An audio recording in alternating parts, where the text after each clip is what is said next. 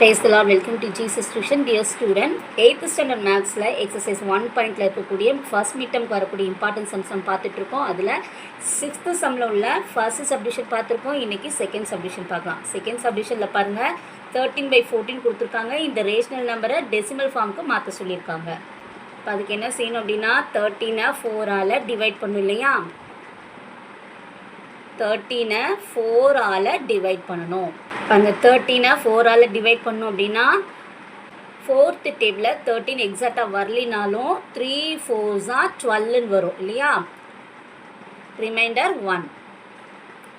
1 கிடச்சிருக்கனால இதை அப்படியே ஸ்டாப் பண்ணிடக்கூடாது, நமக்கு டெசிமல் ஃபார்ம் வேணும் இல்லையா. அதனால நம்ம என்ன செய்யணும், இங்கே ஒரு 0 ஆட் பண்ணிவிட்டு இங்கே பாயிண்ட் வச்சுக்கலாம். பாருங்க 4th டேபிளில் 10 எக்ஸாக்டாக வரலைனாலும் 2 4s 8ன்னு கிடைக்கும்.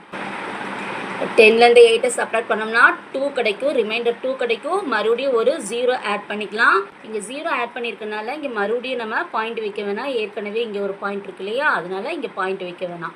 இப்போ 20 வந்து 4th டேபிளில் எக்ஸாக்டாக வரும். 5 4s 20, ரிமைண்டர் 0 கிடைக்குது, ரிமைண்டர் 0 கிடச்சிருக்கு. இப்போ இது கோஷியன்ட்டில் டெசிமல் ஃபார்மில் நமக்கு ஆன்சர் கிடச்சிருக்கு இல்லையா. 13 4ஆல் டிவைட் பண்ணும்போது என்ன ஆன்சர் கிடச்சிருக்கு, 3.25.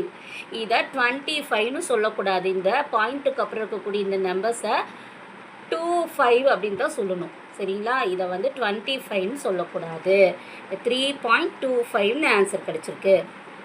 இப்போ இந்த 13/4 அப்படிங்கிற இந்த ரேஷனல் நம்பரை டெசிமல் ஃபார்முக்கு நம்ம மாற்றிருக்கோம். இதுதான் ஆன்சர்.